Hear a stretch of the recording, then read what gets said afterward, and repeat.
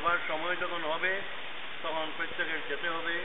তার যাবার সময় হয়েছে, কাজেই তিনি চলে গিয়েছেন, কিন্তু তার স্মৃতি আমাদের অন্তরে আছে। তিনি যে কর্ম করে গিয়েছেন সেই কর্মের স্মৃতি আমাদের অন্তরে আছে, থাকবে, এবং কেবলমাত্র বর্তমানে থাকবে এইরূপ নয়, বরং তার কর্মের স্মৃতি রয়েছে এবং সেই স্মৃতি দীর্ঘদিন যাবৎ এই পৃথিবীর মধ্যে থাকবে, উত্তর পূর্ব ভারতের মধ্যে থাকবে। আমার সর্বপ্রথম ওনার সঙ্গে পরিচয় হয় 1958 ইংরেজিতে। 1958 ইংরেজিতে করিমগঞ্জ রিফ্রেশার ট্রেনিং ক্যাম্প হয়েছিল। সেই রিফ্রেশার ট্রেনিং ক্যাম্পে আমিও ট্রেনে যোগদান করেছিলাম এবং উনিও ছিলেন। এখানে তার সঙ্গে আমার পরিচয় সর্বপ্রথম হয়েছিল।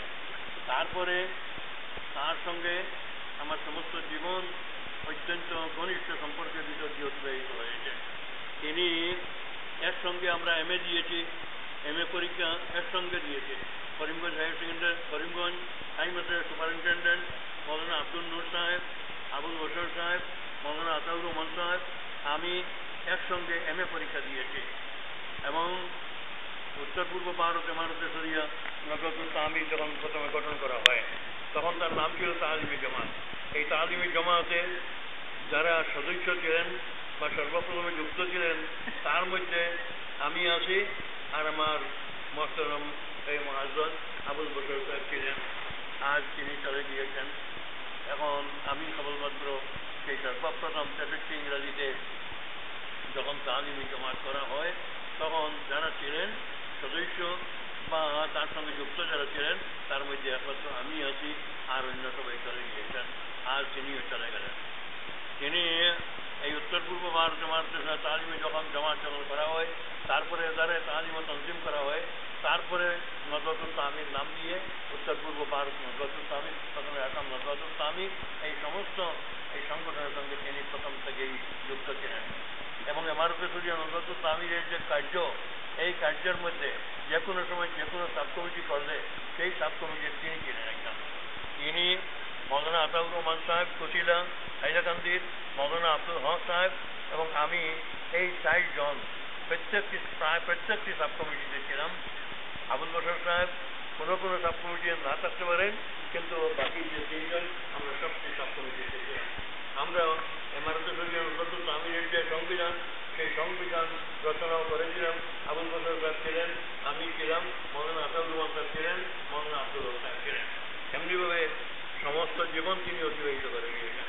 তিনি হাইলাকান্দি গভর্নমেন্ট হায়ার সেকেন্ডারি স্কুলে যখন শিক্ষক ছিলেন তখন সমস্ত হাইলাকান্দিতে ছড়িয়ে গেল। একদিন আর হাতে চা নিয়েছিলেন, অমুসলমান একজন হেডমাস্টার ছিলেন, প্রিন্সিপাল ছিলেন, উনি অর্ডার দিলেন আবুল বশর সাহেবকে সঙ্গে নিয়ে ওনারা চা পাঠ করবেন। চা আনা হলো এবং সমস্ত চা পাঠ করে ভুল হয়ে গেল এবং সমস্ত হাইলাকান্দিতে ছড়িয়ে গেল যে আবুল বশর সাহেবের হাতে তিনি ফু দিয়েছিলেন এবং চা দুধে পরিণত হয়েছে। অত্যন্ত আল্লাহওয়ালা মানুষ ছিলেন, অত্যন্ত জিকির আজকার করতেন, অত্যন্ত উচ্চ স্তরের অধিকারী তিনি ছিলেন। আলিম না হলে কি হয়, অনেক আলিমের উপরে তার স্তর, অনেক আলিম থেকে অধিক আল্লাহওয়ালা কর্মওয়ালা মানুষ তিনি। অত্যন্ত আল্লাহওয়ালা ছিলেন, অত্যন্ত উচ্চ স্তরের অধিক ছিলেন। আর তিনি এই জগৎ থেকে বিদায় গ্রহণ করেছেন। আমি আর দীর্ঘ আলোচনা করতে চাই না, জনতার সময় হয়ে গেছে। আমার এই স্মৃতিতে তার কথা আমার অন্তরের বিষয় করে দাগ কাটা আছে। তার জন্য আমি যখন খবর পেয়েছি সঙ্গে সঙ্গে আমি বিশেষভাবে আমার অন্তরে একটা অনুভূতি জাগরিত হয়েছে, একটা দুঃখ অন্তরের মধ্যে জাগরিত হয়েছে যে আমার সঙ্গে একবার প্রথম থেকে যখন আমরা কর্ম আরম্ভ করি তখন থেকেই তিনি এই কর্মের সঙ্গে যুক্ত, এবং যিনি প্রথম থেকে কর্মের মধ্যে যুক্ত সেই জাতীয় মানুষের মধ্যে একমাত্র তিনি ছিলেন।